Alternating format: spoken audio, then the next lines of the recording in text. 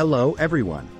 In 1969, young officers under the leadership of Colonel Muammar Gaddafi carried out a coup to overthrow the king and steer the country Libya towards socialism. Upon taking power, he immediately demanded that the UK and US withdraw their military bases, with the rationale of ensuring national sovereignty. Yet afterwards, he allowed the Soviet Union to come in and establish military bases in the north. This angered the West, which waited for a chance to retaliate. In the 1970s, Gaddafi further provoked resentment with a bold move. He followed Saddam Hussein's lead in Iraq and nationalized 51% of the oil industry, reducing Western corporate interests. Previously, over 80% had been owned mainly by the UK and US. In return, he helped transform Libya's outlook tremendously. Per capita GDP rose to $8,170, higher than the UK and Italy. Education and healthcare became free, the minimum wage doubled, housing costs fell 30–40%, and so on. Overall, Gaddafi helped provide most citizens with adequate food, clothing, and desirable services unheard of in Africa. That is why, despite being a dictator with many awful, shameful habits, he was still praised for his patriotism and care for the people. Not only that, Gaddafi called on Arab states to wage continual war against Israel, a US ally, and funded any militant groups around the world whose goal was to oppose Western imperialism. Thus, in 1979 the US government designated Libya as a state sponsor of terrorism and imposed some economic sanctions. This signaled the collapse of oil relations between the two sides. Later that year, Libyan protesters burned down the US embassy in Tripoli to show solidarity with Iran, which was holding US hostages at the time. In 1981, when US forces were conducting exercises in the Gulf of Sidra, they fired missiles to repel Libyan vessels, as Libya claimed sovereignty over the area, but the US did not recognize it. The US wanted to assert freedom of navigation rights by sending forces there to provoke. Furious at being unexpectedly fired upon, the US launched retaliatory strikes but did not inflict casualties. A tiny country of just 3 million people at the time dared to confront the US on multiple fronts, and the US swore it would retaliate appropriately.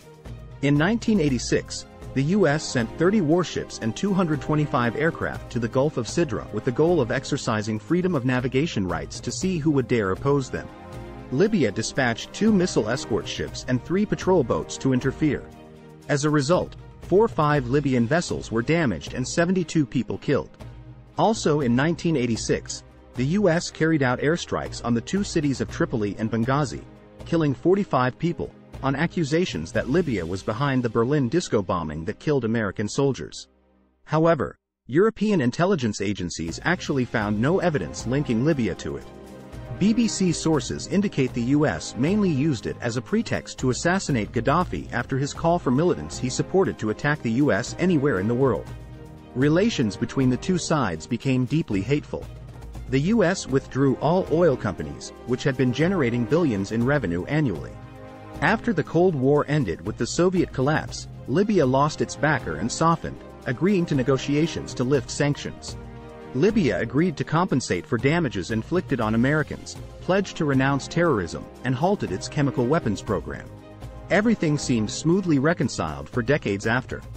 Libya even negotiated further oil cooperation with the US and signed major arms purchase contracts.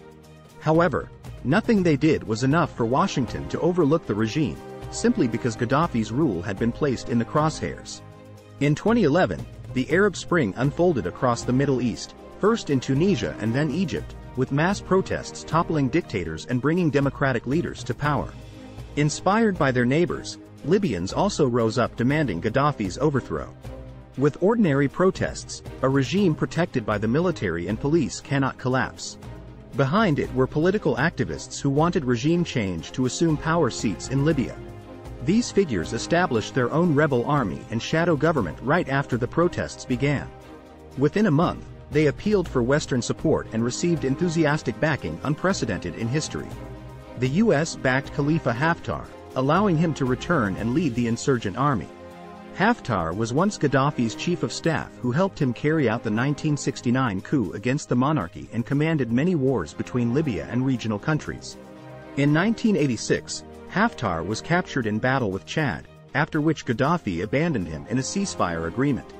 The U.S. gave Haftar protection and allowed him to settle in Virginia, from where he remotely commanded the establishment of the National Front for the Salvation of Libya, one of the opposition factions seeking Gaddafi's overthrow. Washington provided financial and arms support, indicating the U.S. had long wanted to eliminate Gaddafi before 2011's events. Next, France most strongly and eagerly backed the rebels, having been promised 35% of Libya's oil and gas if the old regime fell. Besides having ambitions to make Africa monetarily independent, Gaddafi had stockpiled up to 143 tons of gold, enough to call for regional countries to establish their own currency. This threatened France's CFA franc used in its former African colonies, as well as the dominance of the US dollar and euro. Thus, not only France but the UK and some other European nations also supported Libya's rebels. Under the pretense that the Gaddafi regime was firing on and killing civilians in protests, amounting to genocide, the UK, France and US mobilized NATO forces to intervene with overwhelming power. They took just 1 month to defeat Libya's army and kill Gaddafi. According to documents prevalent in Africa, most Libyan civilians actually fled during the civil war. The anti-government forces were mainly militia recruited beforehand by the rebels. In short, when desiring to eliminate someone, the rationale doesn't matter much. After NATO's intervention, a new Libyan government was formed. However, it lacked the strength to maintain stability. Those still loyal to Gaddafi kept gathering forces to resist, plunging Libya into devastation and poverty. The civil war dragged on until 2020, when a UN-brokered ceasefire was reached. But the inability to unify under a common government persists, with both sides still clashing in many areas nationwide.